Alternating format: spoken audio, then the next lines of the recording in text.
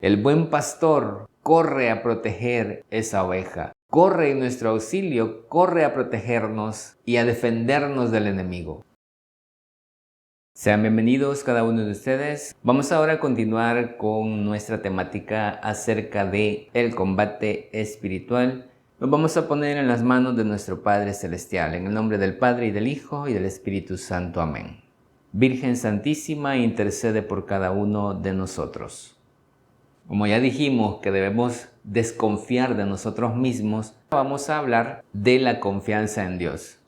Aunque la desconfianza en nosotros mismos es muy importante y necesaria en este combate espiritual, sin embargo, si lo único que tenemos es esa desconfianza, seguramente igual vamos a caer en el pecado, igual vamos a ser derrotados por los enemigos espirituales cuando enfrentemos esas batallas. Es absolutamente necesario que tengamos una gran confianza en Dios. Desconfiar de nosotros mismos, pero confiar plenamente en Dios, ya que Dios es el autor de todo lo bueno. Él es bondad infinita. Él es el único bueno, nos dijo Jesús. Es lo único bueno también que nos sucede a nosotros. También es el único del cual podemos esperar las victorias en el campo espiritual. Porque así como nosotros o por nosotros mismos lo que vamos a conseguir siempre serán faltas y peligrosas caídas, lo cual nos puede en algún momento llevar a vivir siempre desconfiando en nuestras fuerzas únicamente. Así también podemos estar seguros de que la ayuda de Dios y de su gran bondad podemos esperar la victoria al tenerla. Con esa ayuda de Dios podemos nosotros experimentar siempre el vencer al pecado y vencer la tentación, sobre todo. Y aquellos enemigos de nuestra alma, aquellos enemigos de nuestra salvación, van a tener un trabajo más duro en ese aspecto, porque vamos a estar nosotros progresando siempre en la virtud y creciendo en la perfección. Si desconfiamos de nuestra debilidad y de las malas inclinaciones que tenemos, y confiamos plenamente en el poder de Dios y en el deseo de que nuestro Señor nos va a ayudar y nos prometió ayudar y por tanto está siempre dispuesto a ayudarnos, entonces le vamos a rogar con todo el corazón que venga a socorrernos y Él gustoso vendrá en nuestro auxilio, porque sabemos, hermanos, que lo queremos para el bien de nuestra alma.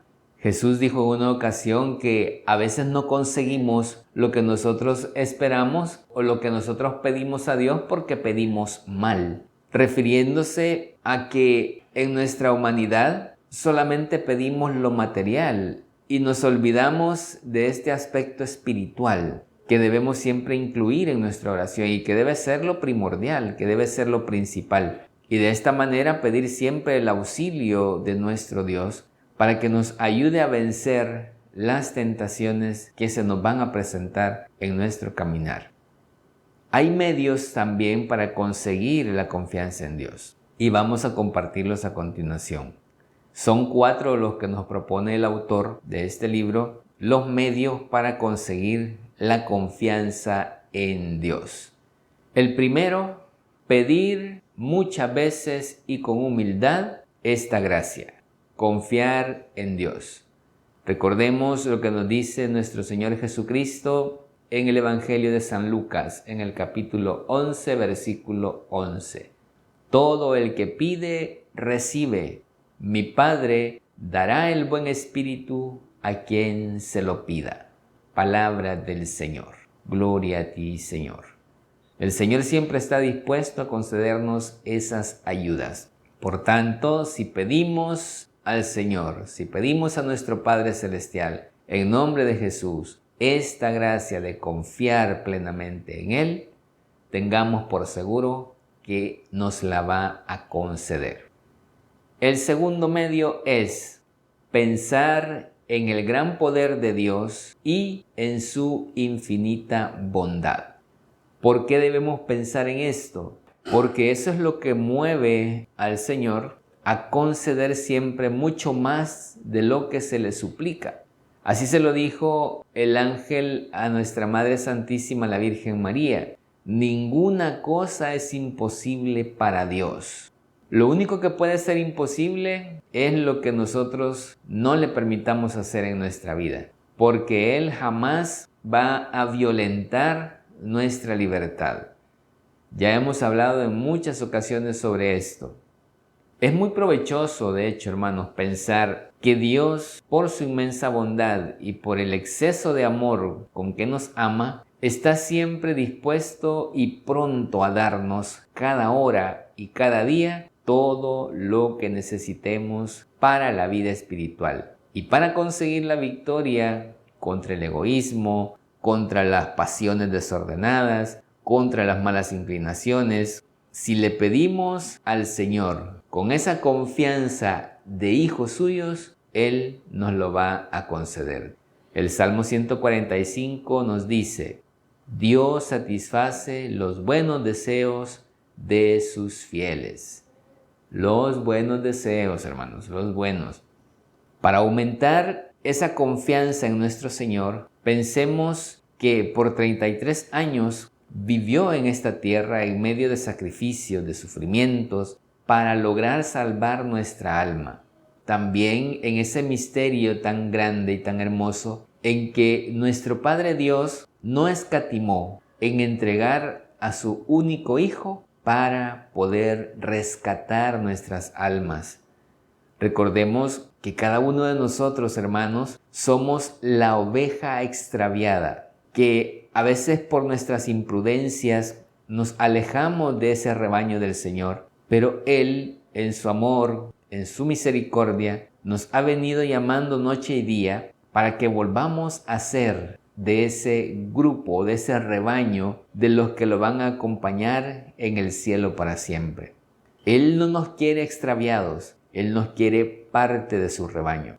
A nuestro Señor Jesucristo le costó sudor, sangre, lágrimas. Todo eso tuvo que derramar para obtener que volvamos a ser del número de sus elegidos, de sus ovejas fieles. Si por una oveja que se extravió, se arriesga el Señor a ir tan lejos como nos cuenta aquella parábola de la oveja perdida, si va tan lejos a buscarla, si se aventura a ir tan lejos a buscarla, ¿cuánto más, hermanos, cuánto más nos ayudará a quienes lo buscamos y clamamos e imploramos su ayuda? Segurito que el Señor viene presto a ayudarnos. Cuando el Señor escucha que esa oveja está bramando en el precipicio, cuando nosotros queremos que Él venga en nuestro auxilio y nos saque de ese precipicio en el que hemos caído, cuando sinceramente le pedimos su auxilio, su ayuda, tengamos por seguro, hermanos, que Él va a venir. El buen pastor corre a proteger esa oveja. Corre en nuestro auxilio, corre a protegernos y a defendernos del enemigo. Y no nos humilla el Señor, jamás lo hace. Ni siquiera nos golpea por habernos apartado del rebaño, del redil, ni nos echa en cara tampoco la imprudencia de habernos apartado del redil, sino que el Señor cariñosamente nos lleva sobre sus hombros hacia donde está ese rebaño, ese grupo de ovejas que han permanecido fieles. Consideremos que nuestra alma está representada en esa oveja de esa parábola, a la cual Jesús se interesa inmensamente por salvar. La quiere salvar de los peligros del mundo, la quiere salvar de aquellos depredadores que están a su alrededor, la quiere salvar de todo demonio, de toda tentación de la carne. Y trata el Señor día a día, cada día, de llevarla a la santidad. Recordamos aquella parábola también de la moneda perdida. Narraba Jesús el caso de aquella mujer a la cual se le perdió una moneda de plata, que equivalía esto al mercado de un día para la familia, es decir, al sustento de un día para la familia. Y entonces esta mujer, al ver perdida su moneda, se dedica a barrer la casa, a sacudir esteras, a mover muebles, hasta que al fin logra encontrarla. Muy contenta, ella invita a las vecinas a que la feliciten por esa gran alegría que ella experimenta en ese instante de haber recuperado esa moneda perdida. Y Jesús, en este bello capítulo del Evangelio de San Lucas, el capítulo 15 para ser específicos, en el cual nos narra esta parábola y otras más, nos habla de que en el cielo Dios y sus ángeles también, hermanos, sienten gran alegría por un alma que estaba ya perdida y que vuelve a recuperarse para el reino de Dios. También Dios siente alegría al encontrar lo que se le ha perdido, hablando de nuestras almas. Y cada uno de nosotros puede proporcionarle esa alegría al Señor al retornar otra vez en nuestra vida de pecado, o de nuestra vida de pecado más bien, a la vida de gracia y santidad. Si nosotros retornamos del pecado a la gracia, vamos a darle al Señor esa alegría y esa satisfacción. Y el más interesado en que esto suceda es nuestro Señor Jesús. Él busca por todos los medios que nosotros regresemos al redil. Él es el buen pastor que estuvo dispuesto a dar la vida por sus ovejas, para que volvieran al redil, para que regresaran al redil y poder salvar sus almas. Con esto nos demuestra el Señor ese gran amor que nos tiene, el gran deseo que Él tiene de vivir, de habitar en nuestra alma, que estemos en ese constante diálogo con Él. Quiere regalarnos sus dones, sus gracias, esos carismas, todo aquello que sea necesario para nuestra salvación. Él está dispuesto a dárnoslo. El tercer remedio para conseguir una gran confianza en Dios es repasar de vez en cuando lo que dice la Sagrada Escritura acerca de lo importante que es confiar en nuestro Señor. El Salmo 2 nos dice: dichosos serán los que confían en Dios. El Salmo 19 también afirma: unos confían en sus bienes de fortuna, otros en sus armas defensivas. Nosotros, en cambio, confiamos en Dios e imploramos su ayuda. Mientras los otros caen derribados, nosotros logramos permanecer en pie. Y así podemos encontrar muchos textos de las Sagradas Escrituras que hablan de esa confianza en Dios. El Salmo 24 dice: porque en ti confío, Señor, por eso no seré confundido eternamente. En el Salmo 33 nos dice: los que confían en Dios no serán rechazados por Él. También encontramos en el Salmo 36 que quien confía en Dios verá que Él actuará en su favor. Dice además el salmista: soy viejo y nunca he visto que alguien haya confiado en Dios y haya fracasado. Quienes confían en el Señor son como el monte Sión, nos dice el Salmo 124. No serán conmovidos ni derribados por los ataques ni las contrariedades. Luego, el libro de Proverbios, en el capítulo 28, nos dirá la palabra que quien confía en Dios será bendecido, prosperará y será feliz. Resumiendo, en las Escrituras encontramos 77 veces que debemos poner nuestra confianza en Dios. Y si lo dice 77 veces, es que es bastante importante para nosotros. Por eso nos está recordando a cada momento. En el libro del Eclesiástico nos dice el Señor: ¿sabes a quiénes prefiere el Señor? A los que confían en su misericordia. Jamás alguna persona ha confiado en Dios y ha sido abandonada por Él. Aquellos que acudimos pues al Señor confiando en su ayuda, no vamos a ser desamparados de Él, sino siempre nos va a conceder esas gracias que le pedimos para alcanzar la santidad. El cuarto y último remedio para que logremos al mismo tiempo adquirir desconfianza en nuestras solas fuerzas y gran confianza en Dios es que cuando nos proponemos hacer alguna obra buena o conseguir alguna virtud o cualidad, fijemos nuestra atención primero en la propia miseria, en nuestra miseria. en nuestra debilidad y luego en el enorme poder de Dios. También en el deseo infinito que tiene Dios de ayudarnos y de que alcancemos la santidad.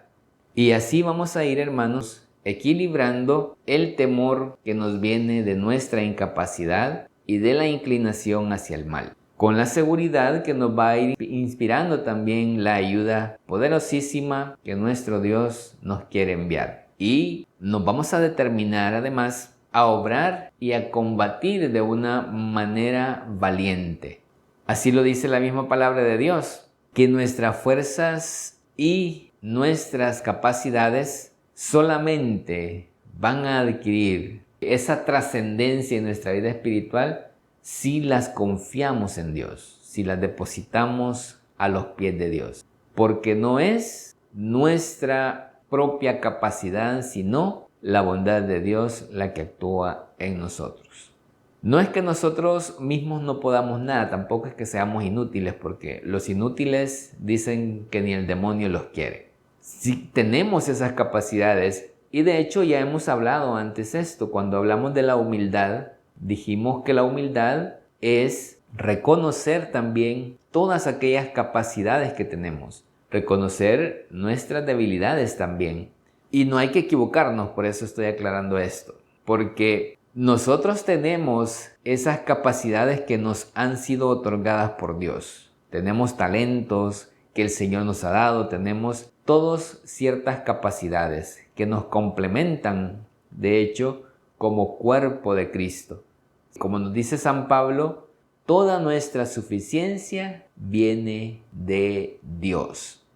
Lo que debemos buscar es no ser autosuficientes, porque la autosuficiencia nos lleva al orgullo y el orgullo nos lleva a la vanagloria y la vanagloria nos lleva a la soberbia y así sucesivamente.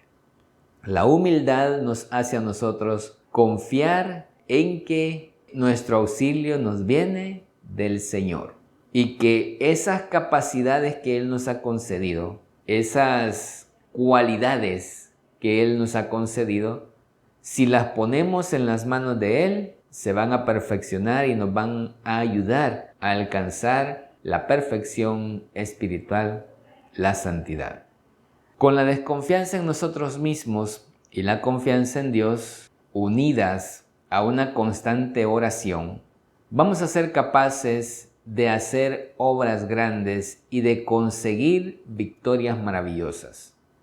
Si no desconfiamos de nuestra miseria, si no desconfiamos de nuestra propia fuerza y no ponemos toda la confianza en la ayuda de Dios, y si descuidamos la oración, esa relación íntima con Dios, vamos a terminar, hermanos, tristes, derrotados. Vamos a vernos quizá luego sumidos en el pecado, porque hemos descuidado esa relación con Dios que nos lleva a confiar plenamente en Él.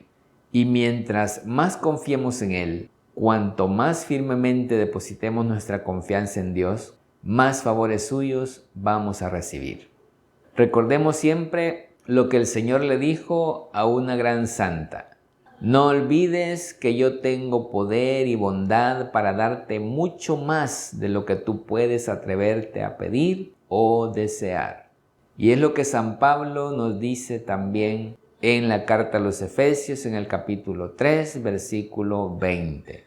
El Señor puede darnos mucho más de lo que nosotros podríamos imaginar. Y no limitemos ya, hermanos, el poder de Dios. Ahora bien, ¿cómo podemos conocer si obramos con desconfianza en nosotros mismos y con confianza en Dios?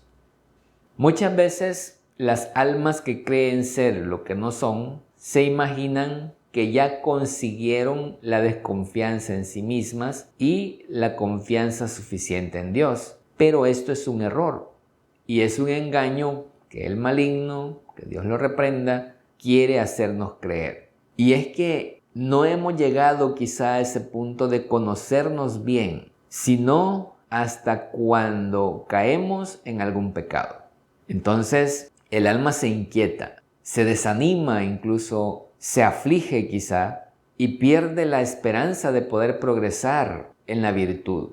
Y todo esto es señal de que no hemos puesto nuestra confianza en Dios, sino que seguimos confiando en nosotros mismos. Porque cuando desesperamos, obviamente estamos yendo en contra de la virtud de la esperanza, porque la desesperación es lo contrario de la esperanza. Y esto implica que aún no hemos logrado confiar plenamente en Dios. Y esa tristeza, que a veces es muy grande, es un argumento claro de que hemos confiado más en nosotros mismos que en Dios. La diferencia está en esto. Quien desconfía mucho de sí mismo, de su debilidad y de su inclinación al mal, y pone toda su confianza en Dios, cuando comete alguna falta, cuando comete algún pecado, no se desanima. Ahí, hermanos, podemos ver la diferencia. Ni nos inquietamos siquiera cuando nos sucede algo así. Mucho menos vamos a desesperar, porque conocemos que nuestras faltas son un efecto natural de nuestra debilidad y del poco cuidado que hemos tenido en aumentar nuestra confianza en Dios. Antes bien, con esta amarga experiencia que nos puede venir del caer en el pecado, aprendemos a desconfiar más todavía en nuestras propias fuerzas y a confiar con mayor humildad en la bondad de nuestro Señor. Y esto nos lleva a aborrecer con toda nuestra alma las faltas cometidas y esas pasiones desordenadas que llevan a cometer esos errores. Pero ese dolor que se experimenta y ese arrepentimiento son suaves. ¿En qué sentido? En que no nos hacen perder la paz, porque nos llevan con humildad a reconocer nuestra fragilidad.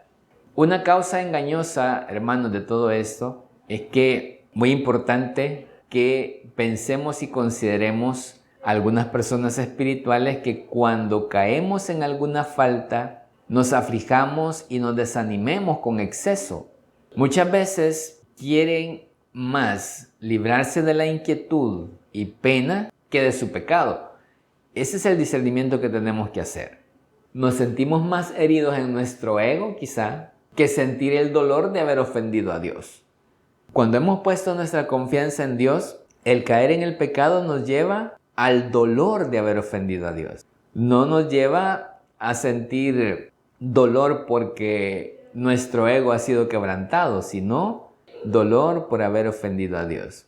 Y lo que buscamos es ir a la confesión porque nos duele haber ofendido a Dios. En cambio, aquellos que no confían plenamente en el Señor, que todavía confían en sus propias fuerzas, buscan al confesor no tanto por tener contento a nuestro Señor, sino por recuperar la paz y la tranquilidad de su humanidad únicamente.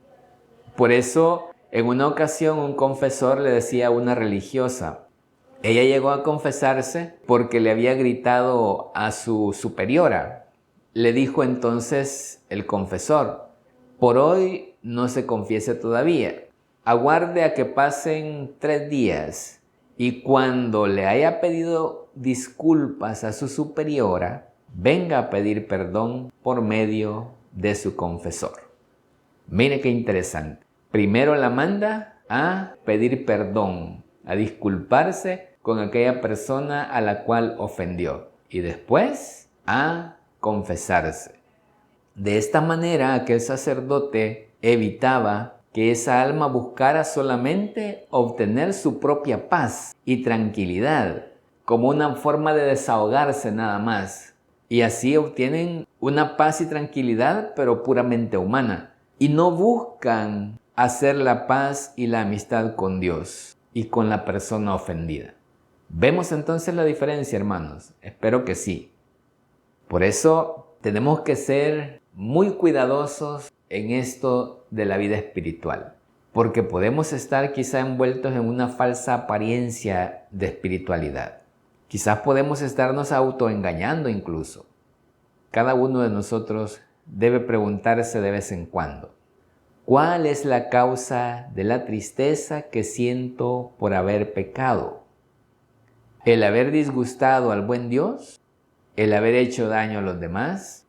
¿El haber afeado horriblemente mi alma que está siendo observada por Dios y sus ángeles? ¿El haber perdido un grado de brillo y de gloria para la eternidad? ¿El haberme acarreado un castigo más para el día en que el justo juez pague a cada uno según sus obras y según su conducta? ¿O simplemente lo que me entristece es que mi amor propio y mi orgullo quedaron heridos? ¿O que mi apariencia de santidad quedó disminuida? Hay que meditar, preguntarnos muchas veces esto.